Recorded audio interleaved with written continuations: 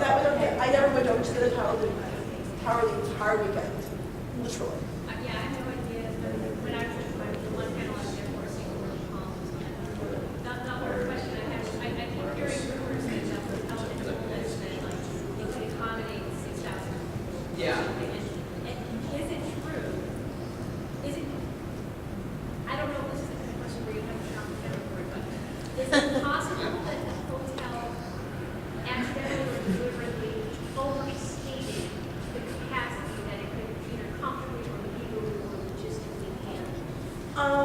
Well, the legal capacities of the various rooms are not limited. The hotel has run bigger events than this, but they're just different types of events with less people trying to hang out in one place.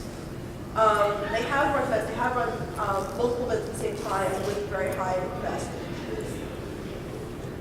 So it's just, I mean, the main problem was. The main problems was just trying to get people around through the space.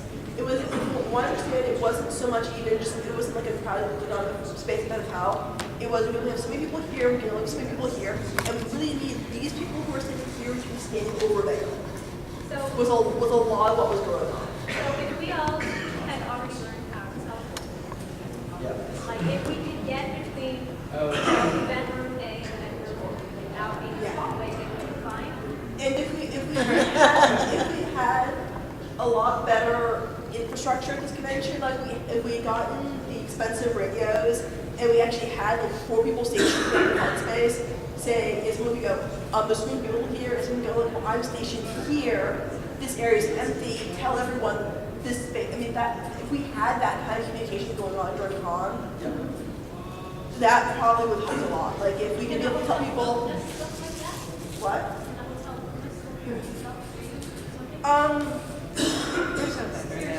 There's a vendor we're looking at for better radios because our current radios don't deal with this much space. We probably are going to go with those radios for next year. The hotel has its own infrastructure to support certain types of radios, just not ours. So if we use a vendor to run radios for the weekend that actually have the hotel infrastructure, then it becomes a purely staffing issue. Is do we have people who are willing to stand there? Do we have enough people that have been spared to that kind of stuff and not be dealing with burst crowd control? And do we have people who we trust to actually stand there for a full shift and say, and be that point person? You know what I'm saying?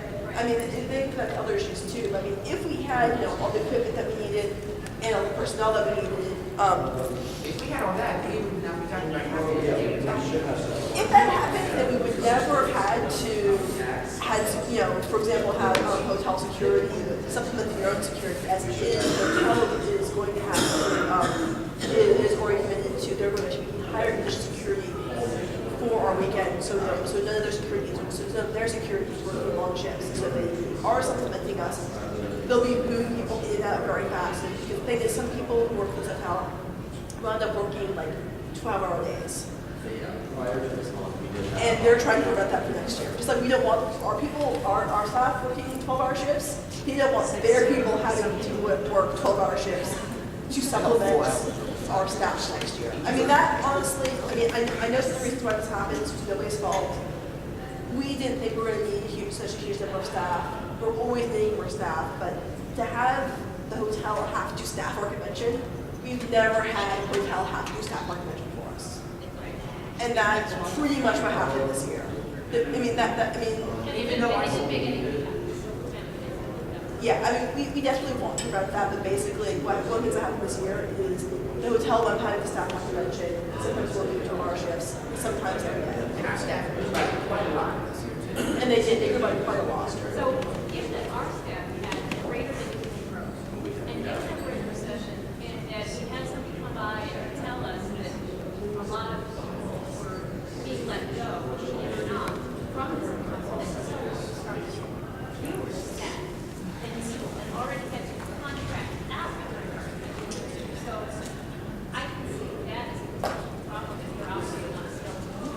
Well, they are being contracting a larger number for next year. They've already told us this. Okay, so They already have that in their budget. Like they've already had their budget here, what they're budgeting is contracting additional people for our leader convention.